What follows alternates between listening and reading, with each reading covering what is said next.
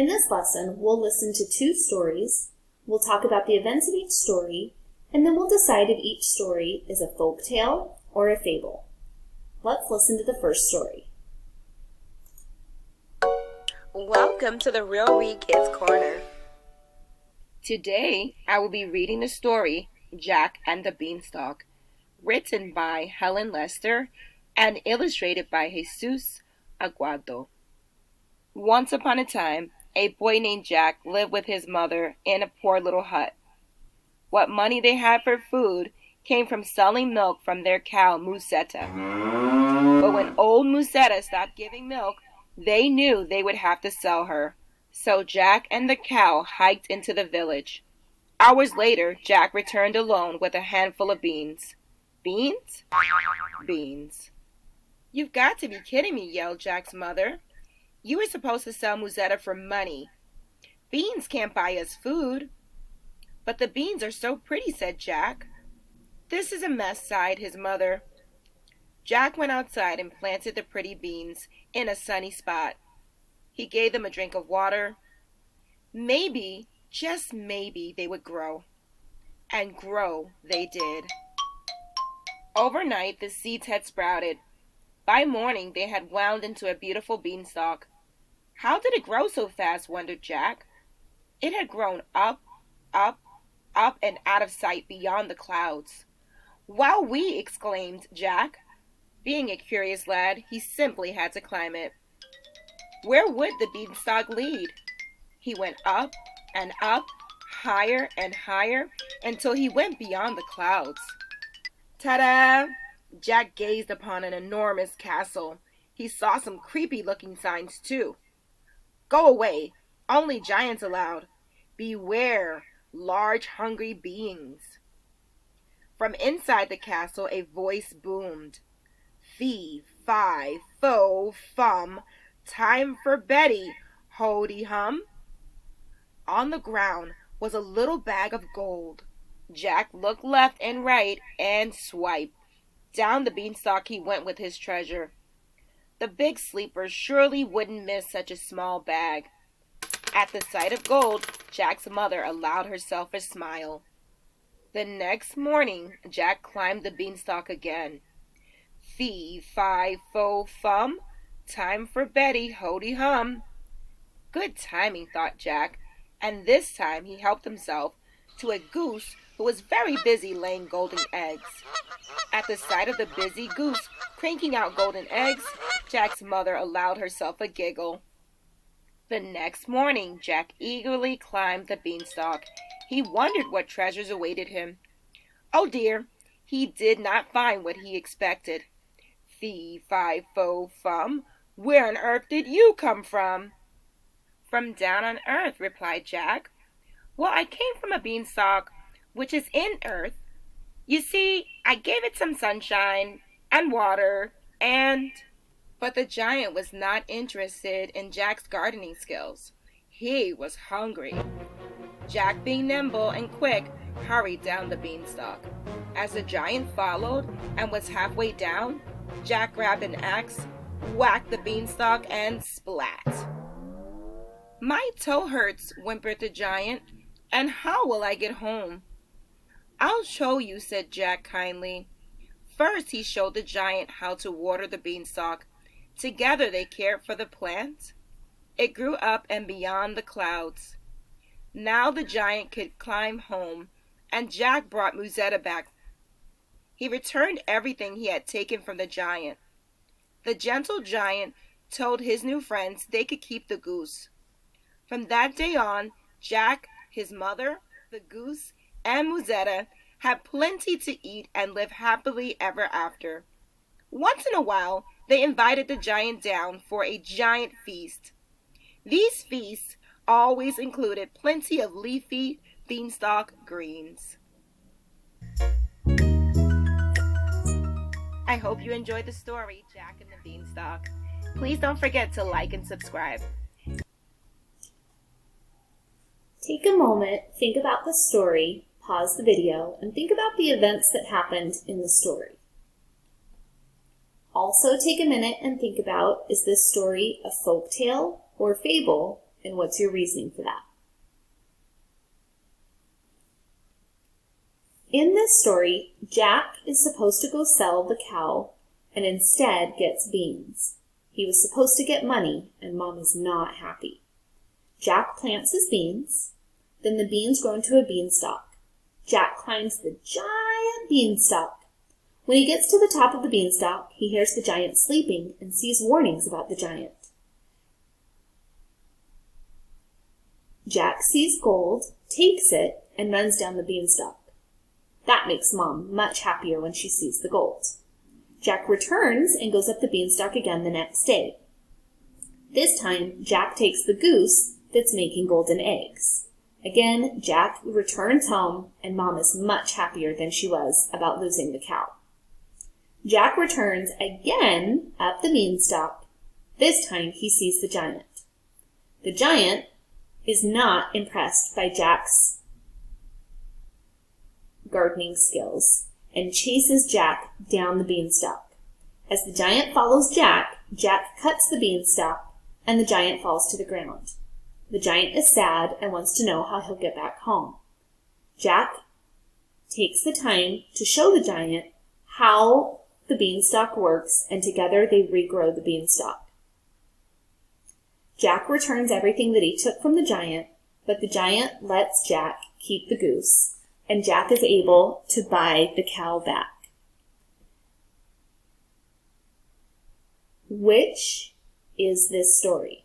Is it a folk tale or a fable, and why? Jack and the Beanstalk is a folk tale. The reason why I think Jack and the Beanstalk is a folk tale is because the story has all human characters. We don't have the animal characters that we would have in a fable. Now let's listen to another story. We'll do the same thing. Think about the events in the story, and then decide, is this a folk tale or is this a fable?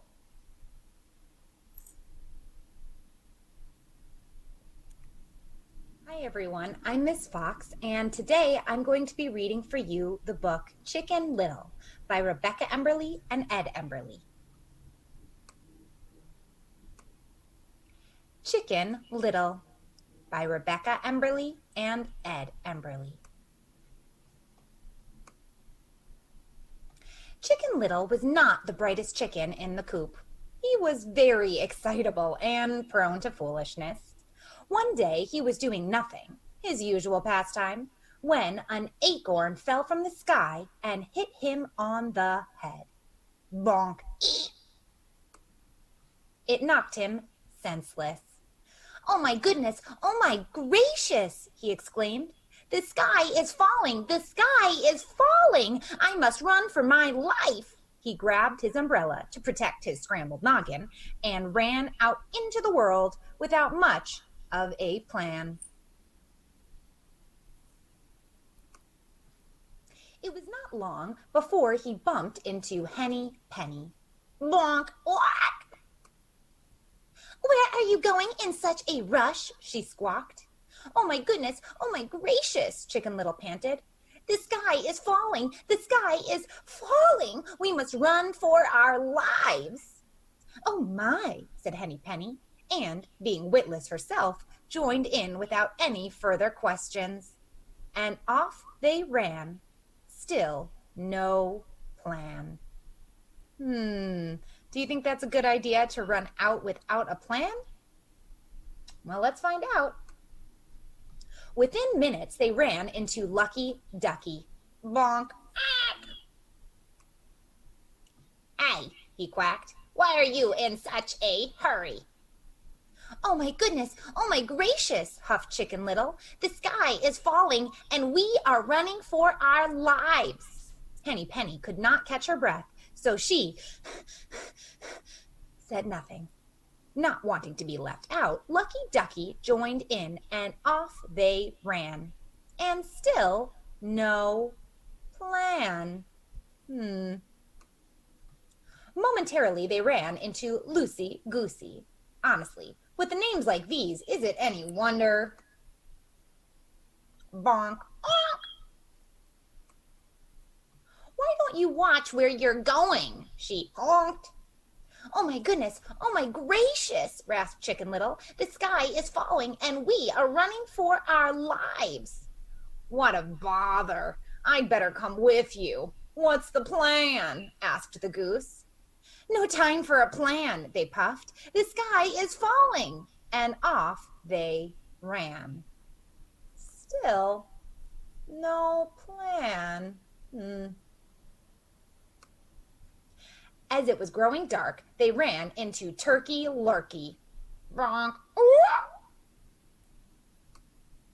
How dare you? He gobbled. Oh my goodness, oh my gracious, croaked Chicken Little. The sky is falling and we are running for our lives. No time to explain. And off they ran. He seems to think that they might want a plan too. Let's find out. Soon the anxious little flock grew tired. They were not used to all this running. Then they ran into Foxy Loxy. Ooh, bonk. My, rumbled the fox. Where are these little birdies going at such a frantic pace? Oh my goodness, oh my gracious, grasped Chicken Little, who was now quite out of breath. The sky is falling and we are running for our lives. Oh my goodness, indeed, said the fox. We must find a place for you to rest. Step into this warm, dark cave where the sky cannot fall on you. Without another thought in their tired, feathered heads, oh my gracious, the flock went forward gratefully into the warm, dark cave. Does that look like a cave to you? It doesn't look like a cave to me. It looks like a mouth. Uh-oh. What do you think that fox is trying to do? Phew, squawked the hen. It stinks in here. And the floor is squishy and wet, quacked the duck. Uh-oh, gobbled the turkey. Oh no, honked the goose.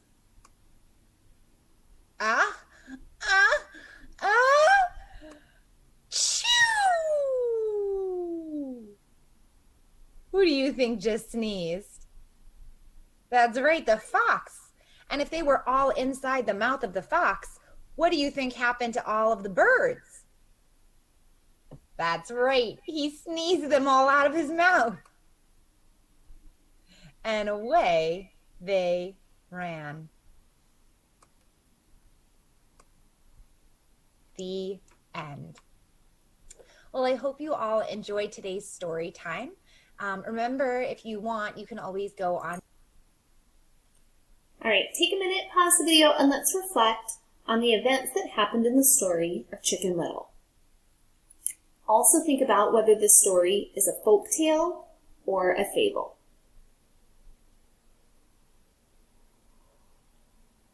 In this story, Chicken Little is hit by an acorn. Chicken Little is so scared, he runs around, saying that the sky is falling. He first sees Henny Penny. He tells Henny Penny the sky is falling. Henny Penny joins Chicken Little, and they run around together. Then they run into Ducky Lucky. They tell Ducky Lucky the sky is falling, and Ducky Lucky joins them as they run around.